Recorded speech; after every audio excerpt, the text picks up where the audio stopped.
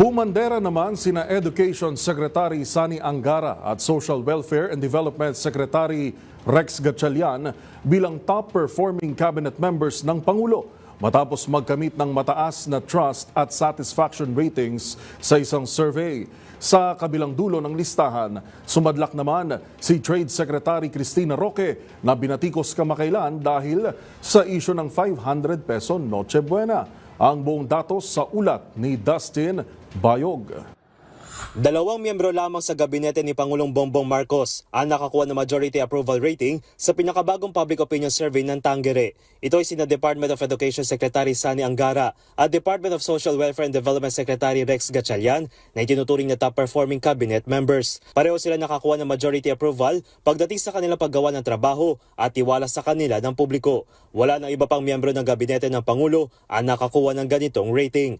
Nakakuha si Angara ng 52.71% satisfaction at 53.95% trust, habang nakakuha naman si Gatchalian ng 50.92% satisfaction at 49.01% trust. Sinundan nito ng iba pang opisyal na sina Renato Solidum ng Science and Technology, Leo Cacdac ng Migrant Workers at Conrado Estrella III ng Agrarian Reform. Sa kabuuan, 40% lamang ang naitalang approval rating ng buong gabinete ng Pangulo na may 32% dissatisfaction. Mas mataas naman ang porsyento ng mga walang tiwala sa gabinete sa 42.8% kaysa sa 33.2% na nagsabi magtitiwala ito sa mga opisyal ng gabinete.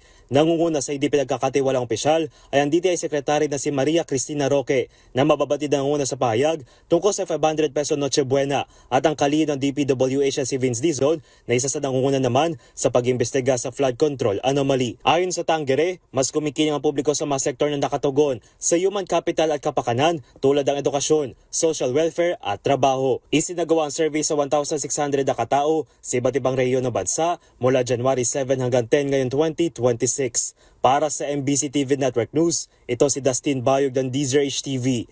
Una sa Pilipinas, una sa Pilipino.